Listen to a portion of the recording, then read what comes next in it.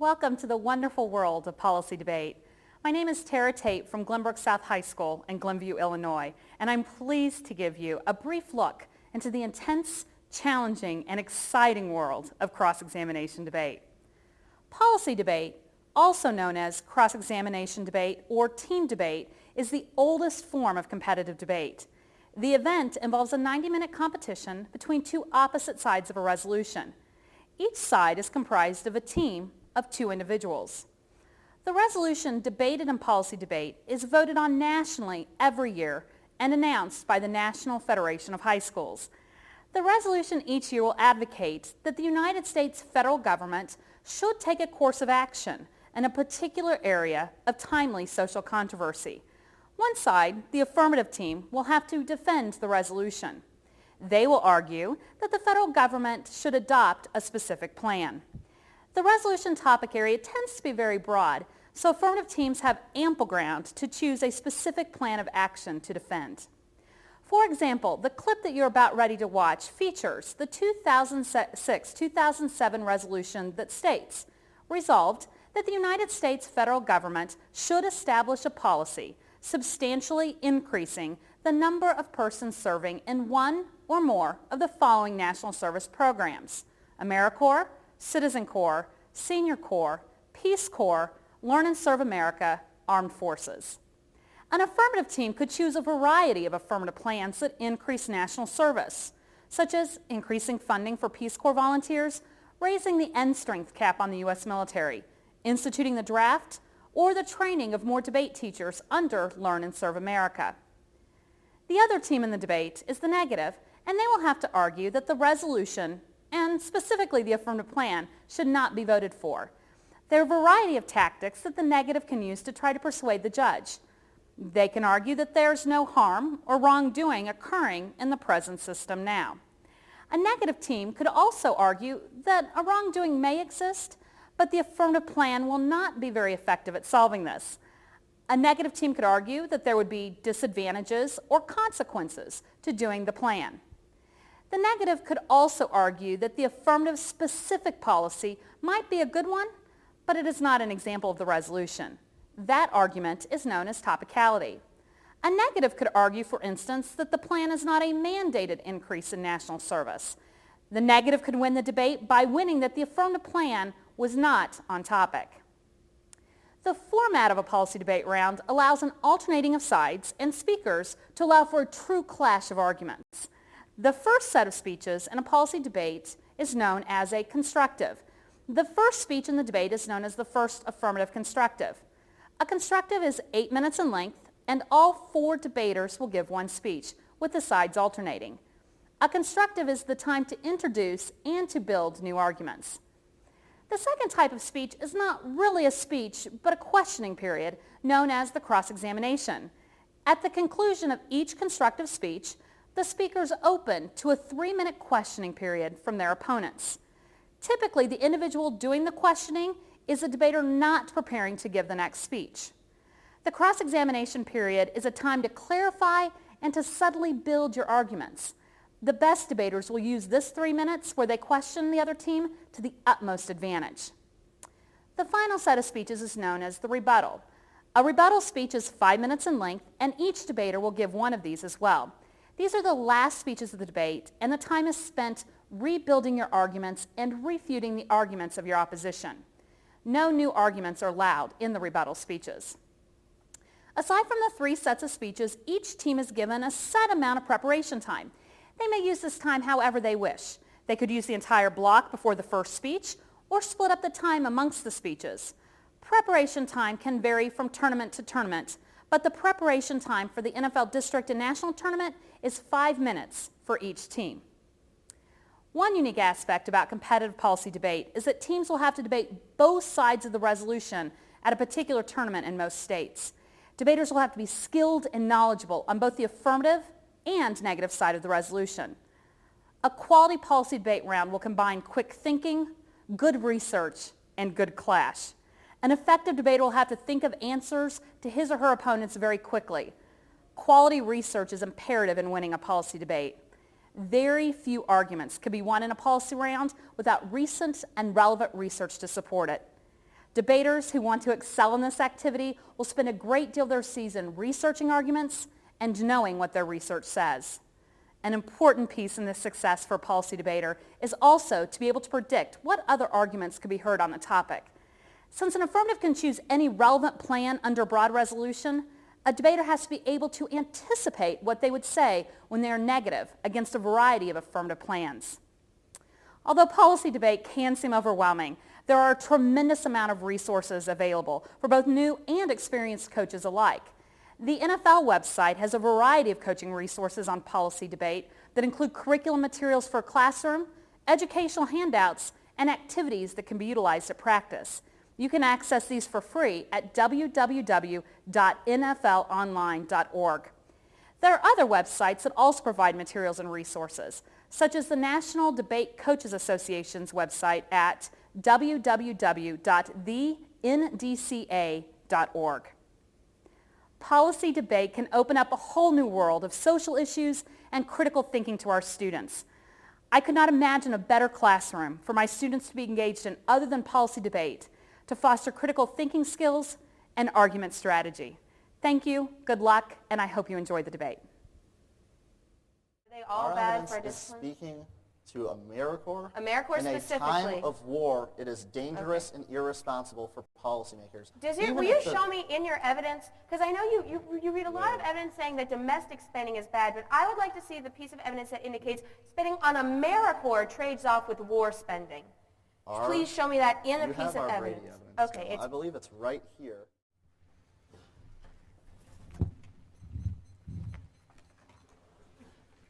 Hi, I'm Andrew Baker from Shawnee Mission West, the first affirmative in today's debate round. I have a few congratulations and thank yous I'd like to start off today with. The first is for our opponents. I can attest that they have done exactly as much work as we have on this debate issue, and this is going to be a very clash-oriented round. I'm guaranteeing to you this is going to be a good debate. As far as thank yous are concerned, I would like to give my first thank you to my partner, Sarah Weiner. It's one thing to have a debate partner you know is going to make good arguments when necessary. It's a much more rare and valuable thing to have a debate partner that you trust both in and out of round. Sarah is literally 1 in a million, and I will miss her greatly next year when I'm debating in college. No matter what, it was worth the trip here, that's for sure. I would also like to thank my friends and family for all the support with me this year. My family and friends have always been there to both celebrate success and support us after a tough loss. Additionally, I'd like to thank our debate coaches. It's one thing to coach a team with arguments and education in mind. It's a far greater accomplishment to coach a team with the goal of making them better human beings. Our coaches do that for us at every turn, and for that we are forever grateful. I think I speak for both Sarah and myself that you are not only our coaches, you are also our mentors and friends. My next thank you goes out to the Kansas debate community. Every coach, assistant debater, and parent is involved in this thank you. When teams were actuating our chances of actually doing well at this tournament, it was tough to discern whether Sarah and I had a fighting chance because of how small our squad was and the fact that we only found out that we were attending this tournament a week in advance. Little did our opponents know that whenever they debated us or any other team from Kansas, that they were taking on an entire state. Little did our opponents know that Kansas had set up a war room in which arguments and intelligence were being shared by everyone.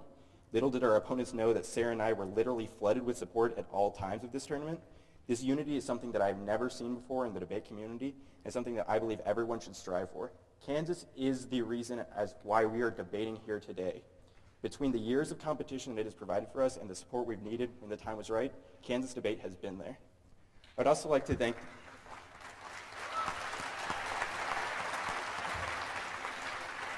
they're apparently still here in the room as well.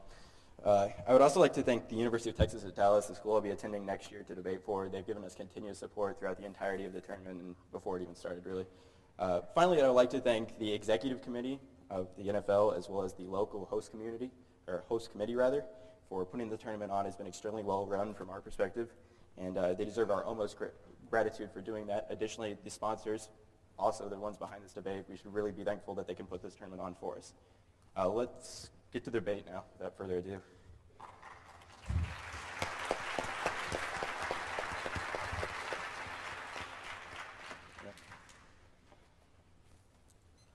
Observation 1 is inherency. America faces a crisis. Specifically, at-risk youth who are the most in need of summer opportunities currently lack access to support. From Shirley Sagawa, visiting fellow at the Center for American Progress and a national expert on child and youth policy from 2 days ago, titled Summer of Service, A New Rite of Passage for Young Teens, Center for American Progress, accessed online. In the 15 years since its enactment, National Service has grown from a demonstration program to a large-scale system engaging more than 75,000 Americans. Unfortunately, research shows that young people who need this sort of experience most are the least likely to be engaged. Disadvantaged teens are far less likely to volunteer than their peers from more advanced backgrounds by a 43 to 59% margin. However, those disadvantaged youth who hold more positions in civic attitude, discussing politics, believing that they can make a difference, and planning to go to college at higher rates than their low-income peers who do not volunteer.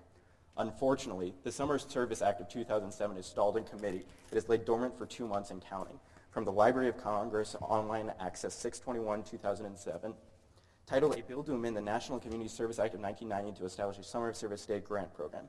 Latest major action, 4/17/2007, and it was referred to the Senate Committee. Thus, we present the following plan. Plan Plank 1 is administration, the Congress of the United States of America. Plan Plank 2 is the mandates. The United States Congress should substantially increase the number of people serving in AmeriCorps by amending the National Community Service Act of 1990 to incorporate the Summer Service Act of 2007, Bill 7.1128. Plan Plank 3 is enforcement and funding. We are guaranteed through normal means. And Plan Plank 4 is reserved the right to fiat and clarify our terms. Our first advantage is education. First, the Summer of Service would provide college scholarships to underprivileged students who would otherwise be unlikely to receive a college education. From Sagawa, previously cited from 2 days ago.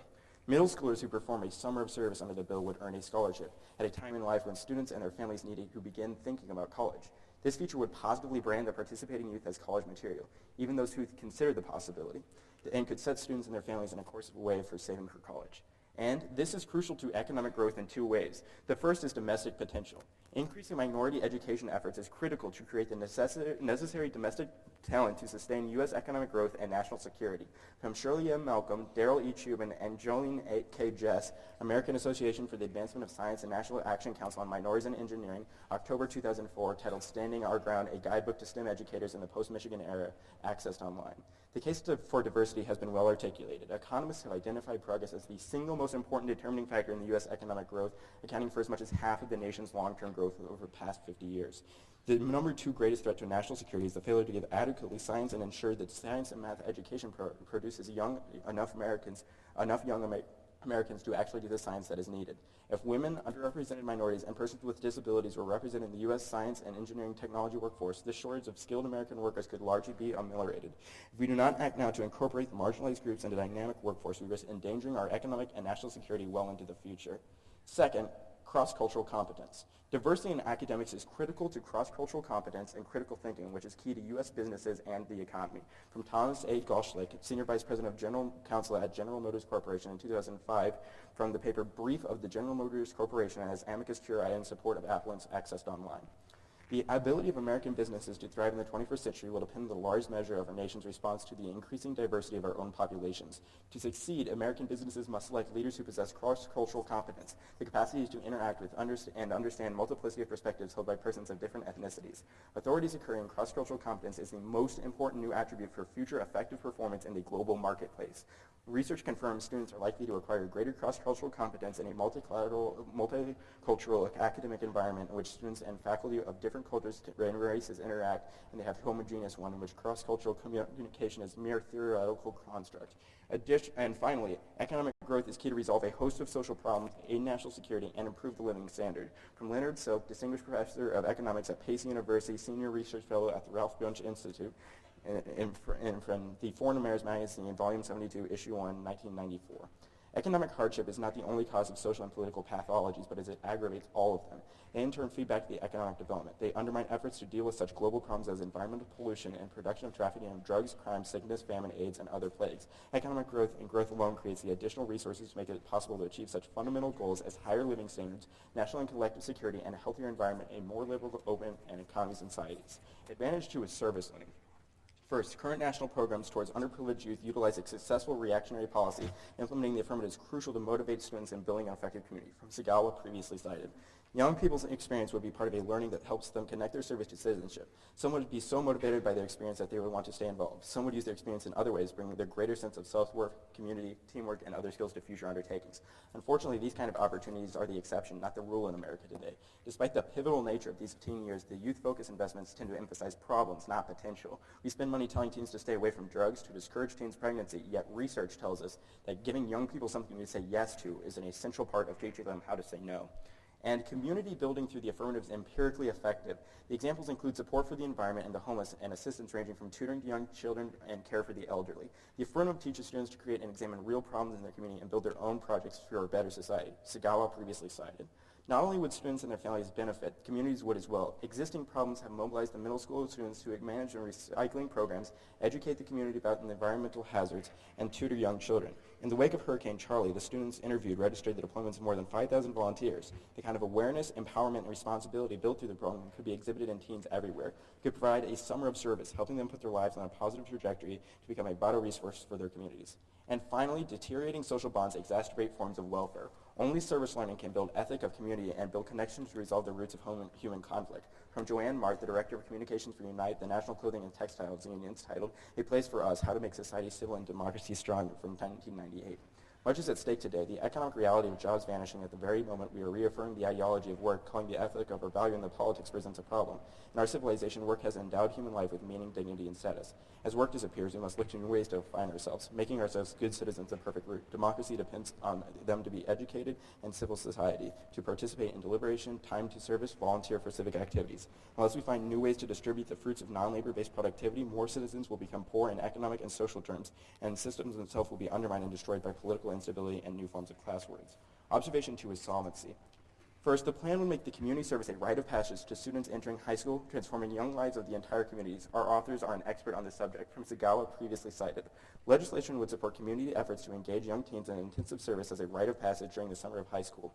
Research shows that service learning promotes the passivity of youth development by other programs, can motivating students into the future and teaching personal, social, and civic responsibility. By making the summer service experience a rite of passage for young people transitioning to high school, whole communities could be transformed, using AmeriCorps members to lead the younger students in service of the dual benefits for keeping costs reasonable and offering positive role models. The Dodd-Cochran-DeLauro bill encourages this staffing model.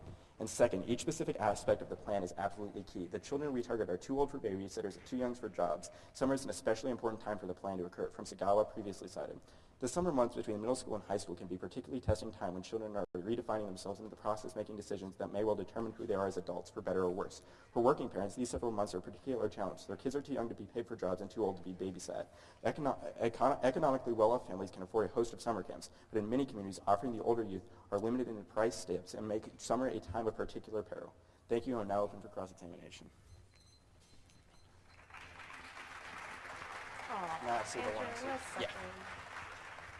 Just go. Okay, my first question is, the plan would apply to individuals that have graduated from the 8th grade and are then moving into high school, correct? Correct. Primarily? They're middle school. So those, I don't know about you, but I definitely was not thinking about getting a college scholarship right after I got out of middle school. So why would these kids be thinking about the economic motivation that would be necessary? Well, our Sagawa evidence is empirical on this study. It's not only the economic motivation, but it's also the fact that it is a parent pressure in this issue. Well, Since so the kids aren't if doing anything kids in are the just summer, being parents can push them pressured. into it. Wait, so kids aren't doing anything in the summer? These kids, when they're 8th graders going into 9th grade, have nothing better to do in the summer months than serve individuals? Well, your argument this is assuming obviously a a middle summer school- of time in which, for example, kids could play baseball, kids could enjoy long summer days. Any episode of The Wonder This is Years all has a assuming host of kids that are in a examples. well-off economic environment. Our evidence indicates that those people are already taken for. Our Sagawa evidence, the last piece of evidence I read to you, says that low-income families, people that are disenfranchised in the SQO, aren't able to pay for those types of So things. people are driven only by this economic motivation. No one should serve for the benefits of serving. Everyone should just serve because it could Our help argument their is that economic it is stature. beneficial. The parents can realize that as well. It's not a sequitur as to whether or not this is true. Our argument on the education debate specifically indicates that this $500 they receive will be good for them going to college. They It creates receive solvency. $500. College tuition for 1 year at an average college is drastically more than $500. I am wondering why the economic stimulus of this summer is that necessary when kids have Our 4 first years piece in of the Sagawa future they could evidence get a job? is empirical and on point on this argument. It indicates that this $500 at a key time in which families aren't even really starting to think about it yet gets them along that track and gets them to acquire more scholarships. So the economic benefits derived from the plan would occur not only 4 years for high school, but then 4 years for college, and then after that, these individuals would be in the labor force, correct?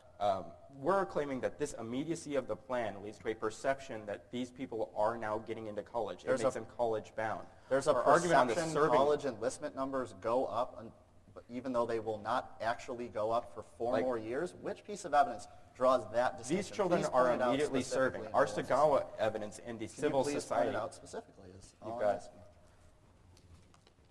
On the civil society advantage, our evidence from Sagawa indicates that these people will be serving immediately, thus increasing the community's feeling towards So the what U.S. they can and economy cannot do. is dependent on a $500 stipend being given to 8th graders. The U.S. economy is dependent upon cultural diversity in our educational systems. So we need to be critical thinkers and engage more students. That's kind of our argument. It's specific students that we're looking for.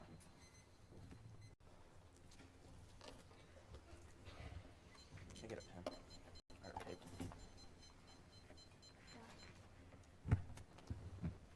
Before I start, there's a few people that we'd like to thank. I'd like to thank the National Forensic League for hosting this tournament, Vicki Fellers, the Wichita Host Committee, the generous tournament sponsors, and especially the Colorado College for hosting Policy Debate as an event at this tournament, and the Tab Room at Wichita East for putting on such a well-run and fun tournament. Thank you to the esteemed panel of judges for taking your time to adjudicate this important debate. I'd also like to thank our coaches, Christina Tulungan, our Director of Debate at Glenbrook North, our coaches Michael Klinger, Tristan Morales, and Greg Malice, and Max Voldman, a fellow student and friend who's been extremely helpful to us throughout the year. They've all been instrumental in our success this year and have really made my last year of debate a really memorable experience. I'd also like to thank my parents for always encouraging and supporting me throughout my years in debate and elsewhere, and my partner Matt Fisher for making my senior year of debate so successful, exciting, and most importantly, entertaining. I'd also like to thank our opponents, Chris and Sarah from Shawnee Mission West. I'm glad that I get to share my last debate with such a successful and competitive team. Last but not least, I definitely like to thank Wild West World for a wonderful afternoon of entertainment.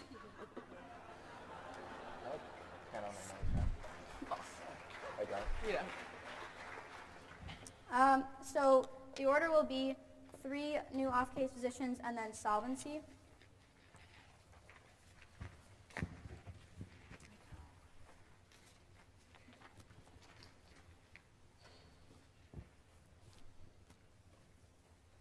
All right, is everyone ready? Judges. Okay. First off is topicality. A, the thesis. In order to be topical, an affirmative must substantially increase the number of persons serving in AmeriCorps. We have definitional support. First, an increase refers to a process, not an outcome. The plan itself must increase enlistment through active recruitment. It cannot simply lead to it. This is the Higher Education Funding Council from 2004, accessed online. Increase is used in relation to considerations to be taken into account in the exercise of a function rather than an objective in itself. An obligation on principal regulators to increase compliance per se is unworkable insofar that it does not adequately define the limits or nature of the statutory duty. The obligation could be considered to be ever increasing. And substantial means the increase must be definite. Potential future increases are not topical. Words and phrases 64, accessed online. Substantial means not concealed, denoting that which not merely can be, but is opposed to, potential, certain, absolute, real at the present time. B, violation. The AF only passes a bill and offers the option of summer service. It does not actually guarantee that more people will join after the plan. C is our standards. First, they blow the lid off the topic. There are a huge amount of things that increase the attractiveness of a program to increase recruitment that creates an impossible research burden for the negative and causes shallow debate. Riefel, visiting fellow at the Brookings Institution in 2005, accessed online. 8 factors appear to impact the number who perform service: the missions, demographics, employment opportunities, compensation, prior experience, technology, and safety and security. Interest in the overseas service is linked to the tougher job market. The business cycle also affects the supply of older volunteers. In periods of expansion, the risks of taking time out for volunteer service are reduced for men and women who are well established in their careers. 2, they steal our core ground. The best generics are based off of increasing numbers and mandating people serve. Adequate negative ground is key to going in-depth on the question of national service. D, topicality is a voting issue. It is a prima facie burden for the affirmative to justify that they fall within the bounds of the resolution. If they do not, it is out of your jurisdiction to vote for them. Next off is the justification argument. The central question posed by this year's resolution is, should the United States federal government increase the number of persons in national service? In order to justify an affirmative ballot, the affirmative team must prove that action by the federal government is necessary to solve a significant harm. We believe the affirmative has failed to justify federal action because the harm isolated by them could easily be remedied if the 50 states, Washington, D.C., and all other relevant subnational actors should substantially increase funding to secondary schools to establish and maintain policy debate programs. Solving the affirmative's harm without using the federal government is a more desirable course of action because it avoids wasteful spending at the federal level. And expanding an NFL-style debate would solve for any academic achievements and civic engagement. Russell Haynes volunteered for the New York and Southern California Urban Debate Leagues in 2007, accessed online in the rostrum. The percentage of schools participating in debate has been declining. Educational inequality is something debate coaches need to confront. A student at a high school without an NFL program is at a serious educational disadvantage. Students most in need of engagement are the least likely to have such options. What is needed from coaches is collective action to address one of the substantive inequalities in education, to give more students the opportunity to participate in NFL through their school. The new strategy must be active, bringing in new schools and helping small programs go bigger. Equity issues are survival issues for the debate community. And debate is the best tool to educate individuals about domestic politics and get people actually involved as informed citizens. Joyner, professor of international law at Georgetown University, spring of '99, accessed online. Debate can be an effective pedagogical tool for education in the social sciences, helping students understand different perspectives on a policy issue. Debates present the alternatives and consequences in a formal rhetorical fashion before a judgmental office, and not merely be passive consumers. Students become legal advocates, gaining greater insight into real-world legal dilemmas as they realize the complexities of implementing law. And educational policies are best handled by the states. Frere Jean, Senior Fellow at the Hoover Institution and Political Science at Stanford University, and Weingast, Senior Fellow at Hoover and Chairman of the Department of Political Science at Stanford, Access Online, 1997. Local government officials have inherently better information concerning local conditions and local preferences. Public schools have been viewed as a responsibility of local governments, and the federal government is likely to have insufficient information to tailor neighborhood schools to local needs and tastes. Local provision has inherent advantages. Next off is the federal budget disadvantage. The thesis: the plan increases federal government spending at a time when our budget is already overstretched. At a time when our nation has to fight 2 wars and defend our homeland, the irreversible spending on the plan is reckless and endangers national security. First, the uniqueness. Bush has just appointed Jim Nussle as the new manager of the Office of Management and Budget. He will continue to hold the line on any new spending. Gerstang, a Times staff writer, in June 2007 in the Los Angeles Times. Bush named Jim Nussle to replace Portman. Nussle has been better known for his strict adherence to conservative budget priorities. As OMB director, he will use his expertise about the budget process to ensure that the taxpayers' money is spent with respect and restraint. Link. The plan funds a new national service priority. Since the plan cannot be repealed, it becomes a sacred cow in the federal budget and causes duplicative expenditure of resources. Brady, Republican representative from Texas, 2006, in his congressional testimony. If Congress were a manufacturing plant, we would manufacture spending. Once we create a federal program, it never goes away. The closest thing to eternal life we'll ever see on Earth is a government program. Not only do they not go away, but Congress clones them. Every federal program duplicates 5 others. In a time of war with large deficits, we cannot afford this inefficiency. We need no sacred cows. The impact: wasteful spending on domestic priorities endangers national security abroad with devastating global consequences. Peterson, chairman of the Council on Foreign Relations and deputy of the Federal Reserve of New York, January '99, and Foreign Affairs Online. One need not be a Nobel laureate in economics to understand that a GDP growth is a product of workforce and productivity growth. National defense is a classic example. The West already faces grave threats from rogue states armed with biological and chemical arsenals. None of these dangers will shrink to accommodate our declining GDP. Leading developed countries will no doubt need to spend as much or more on defense as they do today. Now the case. First, the type of academic achievement that they promote is different. It just causes volunteerism of people later in life. It does not cause a positive contribution to the economy. Second is that there is a very long time frame for children getting involved to a tangible GDP growth in the economy. There is no immediate impact of the affirmative on the economy. Additionally, there is a 5-year trend of skyrocketing civic engagement in youth now. Lester, writer for the Associated Press in 2007 online. People in this country have been volunteering at record levels in the years following September 11th. More than a fourth of the population did volunteer work in '06, and it was heavily influenced by a sharp increase, almost doubling, in the volunteer rates of young people ages 16 to 18. 9/11 and hurricanes became an unmistakable good, a strong interest in volunteering and community involvement. Volunteerism rates have increased for most age groups. And no one will use the summer for this. There's no reason why kids in junior high and high school would give up their summers to volunteer in AmeriCorps. Additionally, civic engagement is high because of Iraq. Ford, contributing writer for Vibe News, 2007. Students commemorated the largest anti-war demonstration in history yesterday, and it marked the anniversary of the largest anti-war demonstration in history. Students in colleges and universities participated in a variety of walkouts, strikes, teach-ins, and protests. Students felt empowered. And there is an internal trade-off. People that normally do AmeriCorps during the school year would just hold off until the summer instead because of the better benefits from the plan. This will actually cause a net decrease in volunteerism and means they can't solve. Additionally, if people join just for monetary benefits, service is no different from a job. This undercuts the ideals of altruism in favor of misplaced selfishness and turns their civic engagement into monetary advantages because kids will just join AmeriCorps instead of getting true jobs. Additionally, volunteerism in AmeriCorps is already high. World Magazine and 310 online. Boosted by patriotism and incentive programs, volunteers have flocked to government-sponsored service programs. Applications to AmeriCorps program of placing willing volunteers with established nonprofits have grown by 50% since 2004. I am open for cross-examination.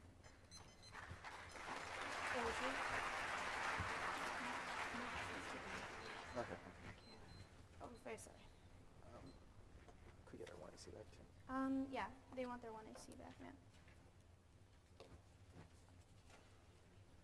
There you go. Excellent. All right. Let's talk about your topicality violation Sure. first. Our first piece of Sagawa evidence indicates that our bill actively recruits middle schoolers who are underprivileged in the status quo. How do we not meet your violation? Our interpretation is that your affirmative has to be, first, to justify your prima facie burden. You have to be a change from the status quo, which means even if these programs are in place, you do not change them. Second is that... Wait, hold on one sec. If our Sagawa evidence indicates that in the status quo they're not recruiting people, how is this argument applying? The bill, all of your plan text says that you will enact this bill. It does not actively recruit people to join AmeriCorps, nor does it guarantee that even when you offer this incentive, people will actually take it If our and join. Sagawa evidence indicates that that bill does actively recruit people, where's the violation? Our evidence indicates that an increase refers to a process, not an outcome, and that it has to immediately start with the passage of the plan. Yes, sometime after the bill is passed, after the affirmative, we will start going out and actively recruiting people, but it is not So an this is more immediate of an effect of the immediacy plan. argument than It's anything else. both. It's also not a policy that is a definite increase because you can't guarantee anyone will accept the monetary incentive offered, especially So do we if just it's need to only read 500. evidence on this topic that says people will join? Not just evidence, but you need to have a justification for why an immediate increase in your plan would be a good idea. Okay, let's talk about that justification argument next. Sure. Are you claiming that debate will solve all aspects of our affirmative? Well, debate could solve all aspects of your Could. affirmative, but we are also saying that you need to justify your use of the federal government, which is in the resolution. Okay, awesome. Does debate actively recruit people? Well, our counter-advocacy would say that we should Do you have any actively evidence recruit people. proving yes, this I argument? read 2 pieces of evidence on this No, question. evidence indicating that they do or will advocate and that will actively recruit people and that will Well, solve. our argument is that they should do that, They should, and that will but solve. do you have any analysis as to why We're they advocating that should? they should do that. Okay, you're advocating. Awesome. On this economy disadvantage, our affirmative indicates the economy is already in the hole right now because of a lack of cross-cultural diversity. Do you make any arguments on that debate? in Yes, 2AC? our evidence indicates that it's actually in the tanks because of Iraq and Afghanistan, and the administration and the government continuing to spend in supplemental appropriations on the war, So causing if they're spending in forcing the supplemental government to shift appropriations its in the focus. status quo, why can't our affirmative just coincide with that? Because you're not sending people to Iraq or Afghanistan. Right, but if your uniqueness evidence indicates that they will continue spending supplementally, No, why that's does our not. Our affirmative uniqueness status quo? evidence indicates that Bush recently appointed a new director of the OMB, and he is going to hold the line on any new federal domestic spending because we are so overstretched in places like Iraq and Afghanistan. Your plan would be a shift away from that, which would allow Congress to continue, as our evidence says, its lovely idea So of what's the brink continuing on to this argument? How much money breed do we new have to programs. permanently spend for you to win a link argument? What do you mean? I don't understand. How your much question. money does our affirmative have to spend for you to isolate a link argument? Your own affirmative provides budgetary support in your plan. That would obviously Right, have to be a but lot how- to be a substantial increase. What's a lot mean? Like, What do you mean? contextualize the Our brink. link evidence says it's a linear link every amount of money you show on me a where it says federal that? program. Sure. Do you want to see it? Yeah. It's this piece of evidence right here. Every federal program that we create, the closest thing to eternal life we'll ever see is a government program, but Congress clones them. Okay, thanks. We'll take some prep. Test. Okay, I usually do.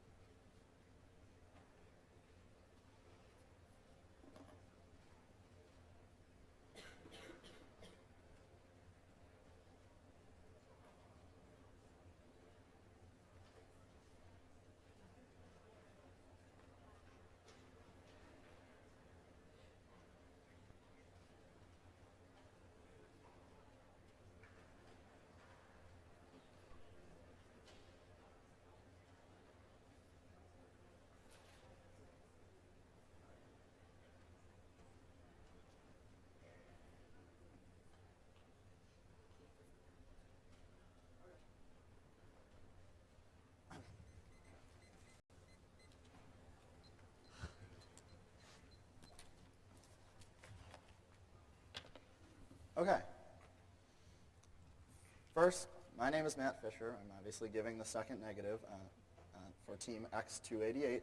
And I would just like to reiterate Stephanie's thanks for all of our supportive coaches, our friends, the esteemed judges, our opponents, and our generous sponsors, my parents, the NFL committee, Vicki Fellers, the tab room staff, and the rest of the host committee for putting on such a well-run tournament.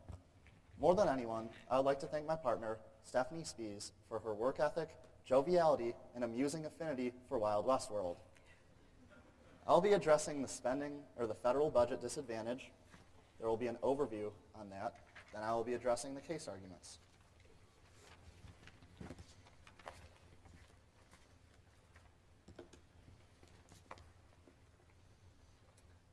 Opponents ready? Yep. Judges ready?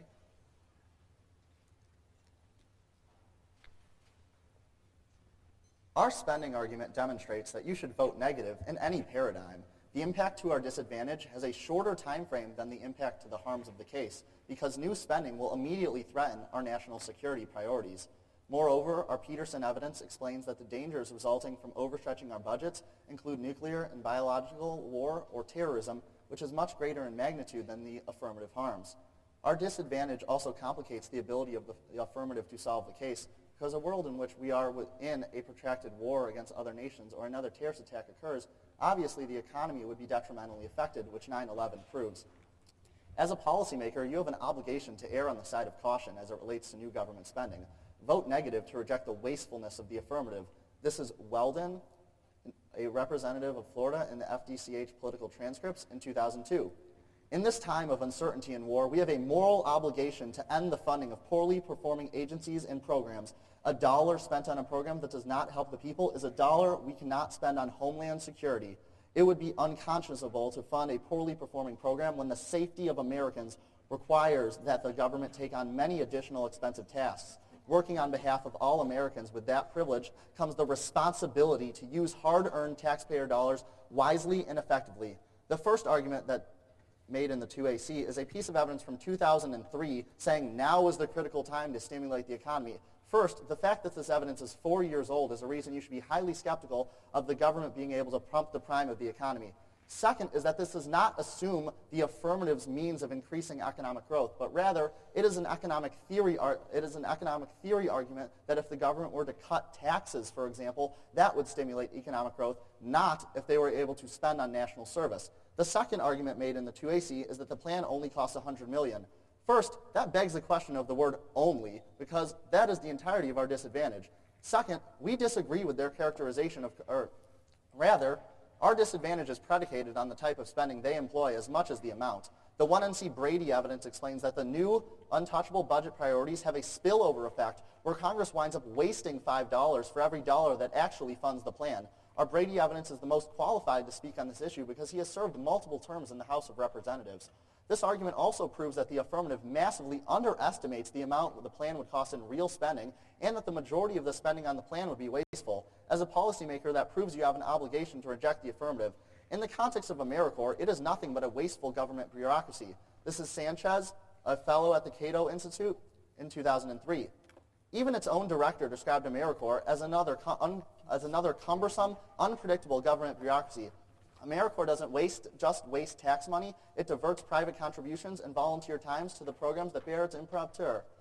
The third argument made in the 2AC is that there is no fiscal discipline now. But first, their argument just says that the budget proposal that was recently passed contains a lot of earmarked spending.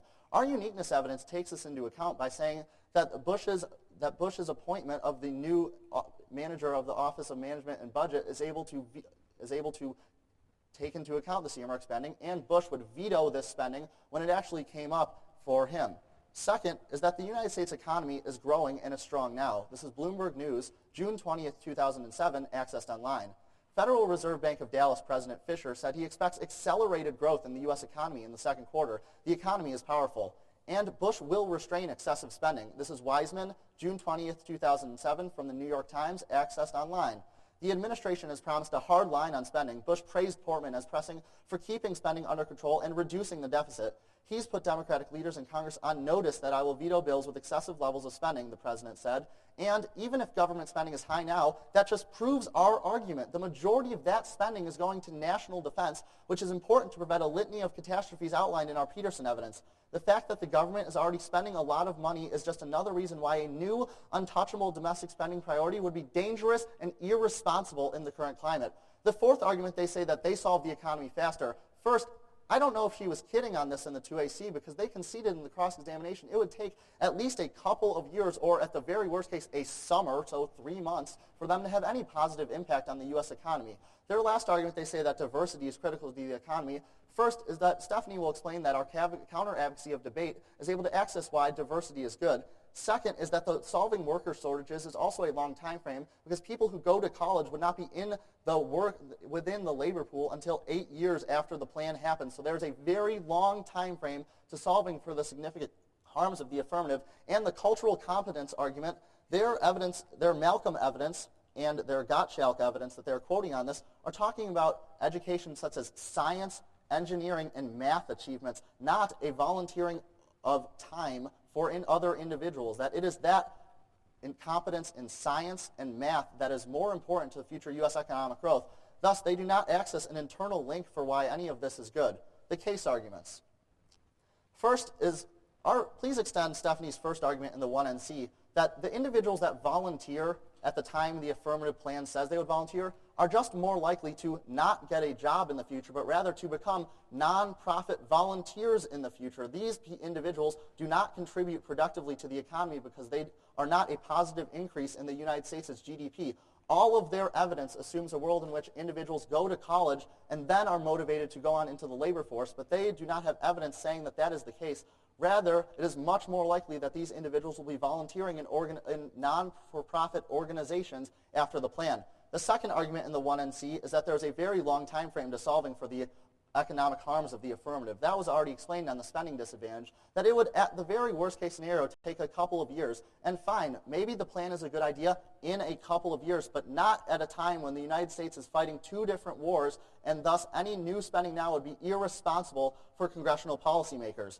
The third argument is that our Lester evidence indicates that 5 years prove that civic engagement is very high in the status quo. Their Sagawa evidence, which yes, it is talking about lower income individuals, is talking about that empirically lower income individuals have not been able to get involved. Our Lester evidence, which is a snapshot of current volunteering and of trends that will continue, is that more individuals are volunteering in the status quo than their evidence takes into account.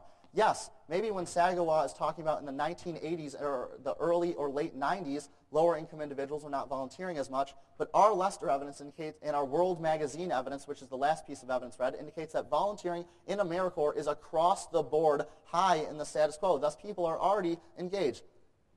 Next, people will not give up their summers to do this. Their evidence just indicates that parents might be able to pressure these kids, but kids are not thinking about going into college. And maybe the parents are kind of thinking about these kids going into the college, but $500 is not enough for individuals to jumpstart the ideas of their parents, because even parents, especially of lower income individuals who are obviously making lower incomes, would not be able to save up for college in a period of 4 years. This means that they are not able to actually solve for these harms. Our Ford evidence indicates that civic engagement is also on balance high in the status quo because of protests against Iraq are a major example. The internal trade-off argument was not answered by the 2AC correctly because individuals that currently are volunteering for free are just going to wait until the summer where there's an economic motivation to actually go and get involved, i.e. people would rather get paid for service and get paid for spending their summer doing service than not get paid at all.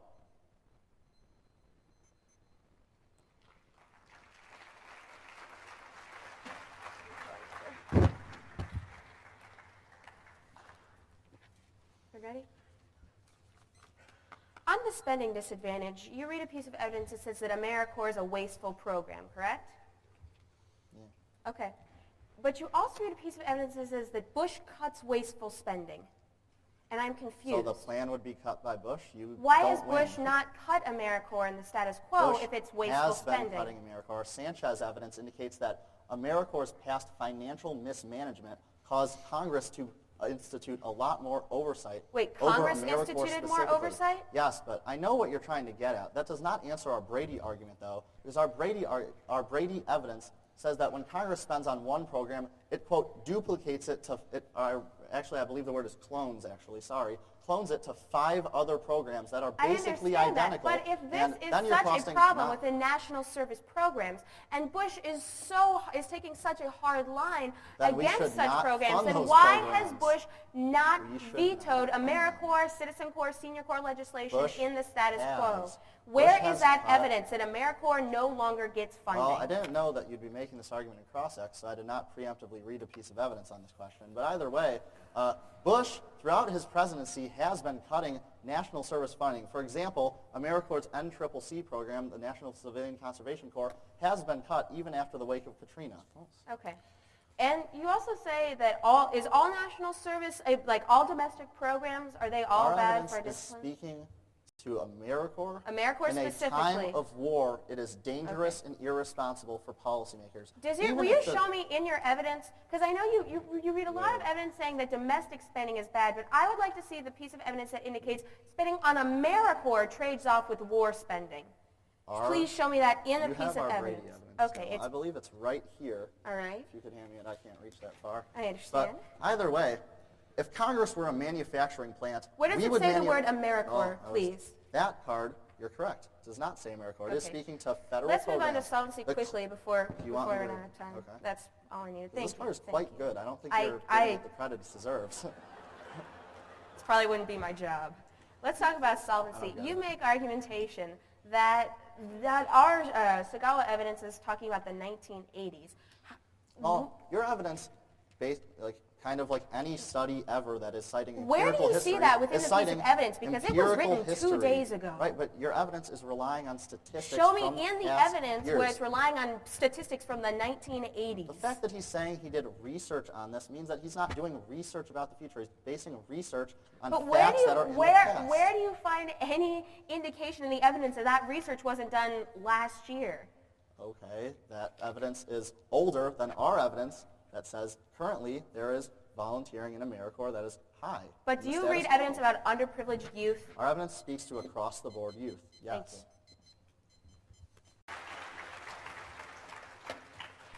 Okay, it will be the justification and counter-advocacy argument, and then topicality.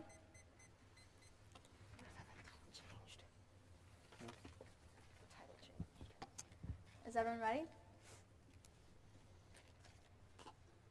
The first 2AC argument is that we have no evidence that we can get underprivileged people into debate. But first is that our counter-advocacy would have the federal, or the states and local governments rather, expand National Forensic League programs to all schools that do not currently have them.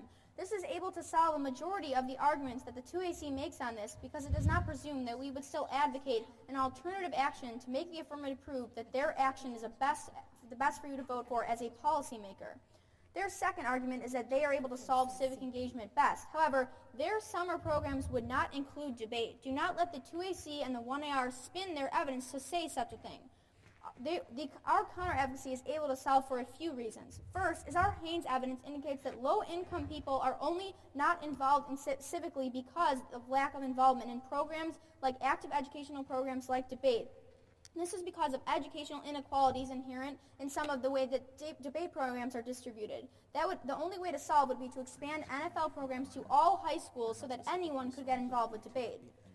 Second is that debate can give college scholarships much more than $500. For example, the Colorado College is giving a generous scholarship to the winner of this very debate.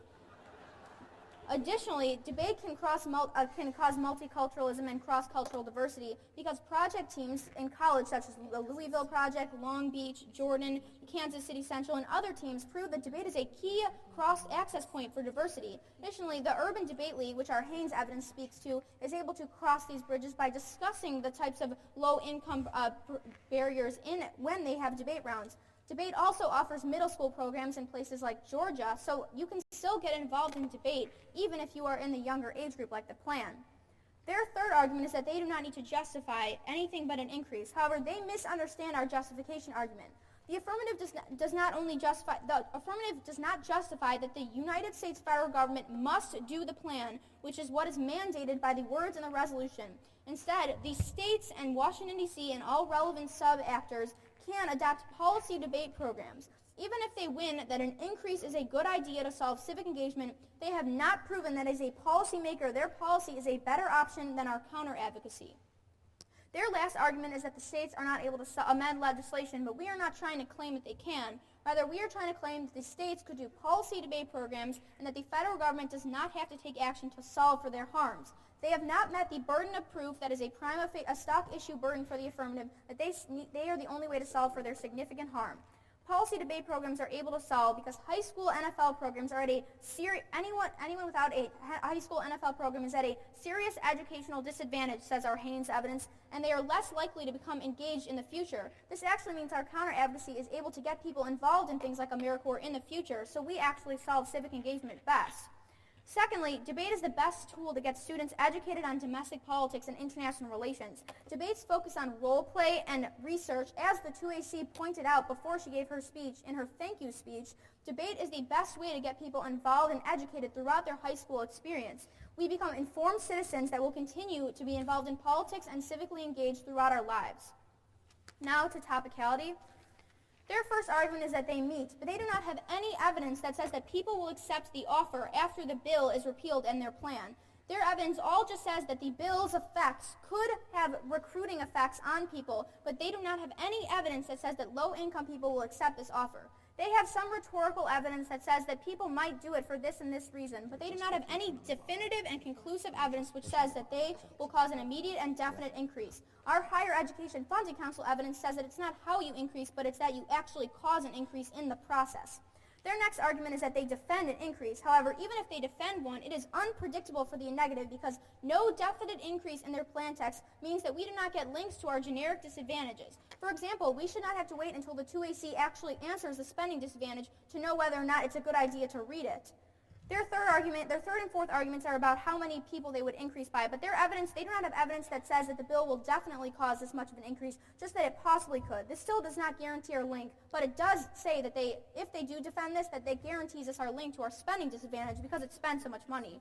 Their counter-interpretation is not superior to ours because our refill evidence says that it allows an unlimited number of things that can increase the attractiveness of a program, such as pulling out of Iraq, AIDS research, and banning stop-loss orders that are all would result from this. They say that we over-limit, but we allow for a mandate in the increase as long as it's in their plan text. Things like the draft or raising the end strength of a program are the core of the topic. Changing the status quo is easy. There's plenty of literature in favor of mandating or changing the status quo. Their own 1AC evidence proves this. Finally, our evidence is not about mandatory increases.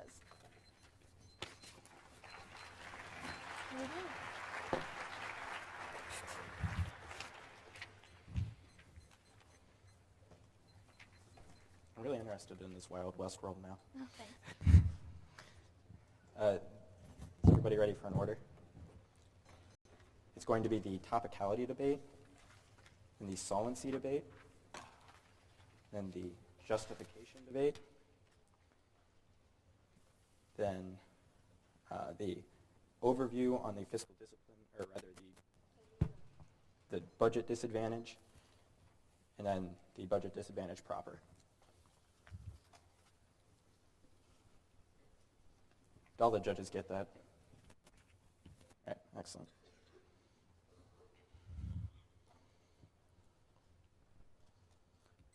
On topicality, they just don't get to this argument with enough time in the 1NR. They're not outlining any case that would be topical. Their interpretation simply does not make sense. Extend across our first we meet. Our Seguin in 2002, or rather our Seguin evidence from 2 days ago indicates that people will immediately join. It cites the empirical example of when this program was tried during Hurricane Charlie. They're not answering the warrant to our evidence. Additionally, extend across our second we meet. Their own definition contradicts their argument. It says that a policy must have a goal. Our goal is to increase people, meaning we meet this argumentation. That's not answered in the block. Additionally, they're not isolating unique abuse. We still gave them the link to their disad. We straight turned it, though. They're not making any arguments as to why we are not proving the link to their disad. Additionally, extended across our Seguin evidence from 2 days ago, it indicates that because Hurricane Charlie was empirically effective, our plan will get in 100,000 people immediately. Additionally, they're conceding our interpretation that there's only 70,000 people in AmeriCorps right now. We double the size of it, more than double the size of it, meaning we are substantial. They don't have any arguments against this. They literally spent a second and a half on our counter-interpretation. Our Merriam-Webster's evidence proves that their policy 2 definition means that we're topical. They don't answer our argument that this is key to literature because there's no one advocating everybody immediately join AmeriCorps in the context of a AF plan text. Additionally, mandatory was removed from the resolution with a justification by the framers, meaning there's no unique scenario as to why our case is unpredictable. On the solvency debate, they're simply wrong on this debate. Our evidence indicates that we need to get people out of volunteerism into the workforce. Only our AF is able to do that by making them go through college education. That's our empirical Seguin evidence. They say that there's a long time frame. Our time frame is now. That's the service learning advantage. We immediately get people in. Thus, they create cross-cultural diversity within these communities, leading to a better economic stability. They're conceding the argument that economic collapse is inevitable in the status quo due to this. That evidence is on point, saying it's the key issue in this debate. They're also conceding we solve 100% of our second advantage, meaning there's only risk of solvency and no offense from the negative. I'll answer all of their civic engagement arguments right now. Our evidence is from 2 days ago. Theirs is 1 year ago. There's no reason to even evaluate. Additionally, our evidence indicates that it's up everywhere but the plan text, proving it's uniquely key. AmeriCorps is going up across the board, just not in the disadvantaged youth area, meaning our plan text is uniquely important. Additionally, our evidence indicates that Sagawa is an expert on this issue. Kids will want to join, and they're not answering the empirical data on Charlie. There's no reason as to why they wouldn't want to give up their summer. He extends his trade-off argument, but our Sagawa evidence specifically says that these people aren't involved in AmeriCorps and the status quo, and getting them on board would not get off of the other people. There's no reason not to do the plan. Onto the justification argument. Let's listen to what this argument really is, folks. It's a counter plan that isn't competitive. Our argument is from the Sagawa evidence in 620 that the federal government is uniquely key. Our evidence cites 3 warrants that the block is not answering. The first is that this has to be universally available, which only the federal government can do. No debate program could do that because they're different from state to state. That's the 1NR's argument itself. This means that only RF solves. Secondly, it's a rite of passage only when it's on the national level. Everyone in the world, everyone in the United States would have to do this before they go to college, meaning that it would be the rite of passage that our evidence talks to, leading to cross-cultural diversity. Not answered in the block either. Additionally, our third piece of evidence indicates that an existing institution that is band together is key. Another conceded warrant. There is no reason that the states or a different debate program could do this. Additionally, they have no solvency advocate indicating that people would increase the amount of benefits that are existing as per debate programs. We saw back the debate arguments because when people service learn, it's the best way for them to gain education. Our Sagawa evidence is comparative on this subject. Onto the overview on the fiscal discipline disadvantage. The 2NC makes a critical mistake when he concedes that collapse is inevitable. Our evidence is on point, saying that the key issue in this debate is cross-cultural diversity. Additionally, our Seguin evidence from 2 days ago indicates that we must pass this plan now or it is completely ineffective. And in the future, these people will not graduate from college. Within 4 years, the economy will collapse. We're the only ones with this argument. Additionally, we're solving the impact of the case. They concede our cross-cultural competency argument, which indicates that these different diversities are key to a new national security strategy. They have no argument against that, and that's the impact they're citing in the 2NC. Don't go for this at all. Additionally, our probability comes first. Our evidence indicates that this dissent is non-unique. There was discretionary spending on AmeriCorps last month. That's permanent spending. They're not answering this argument. It takes out the entirety of their link.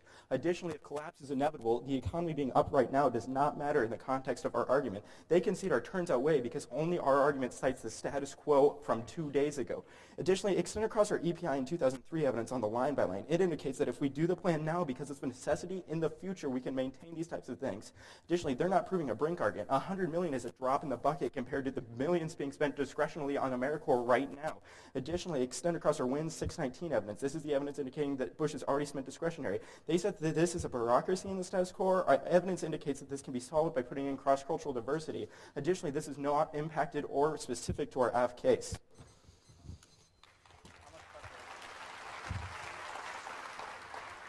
you.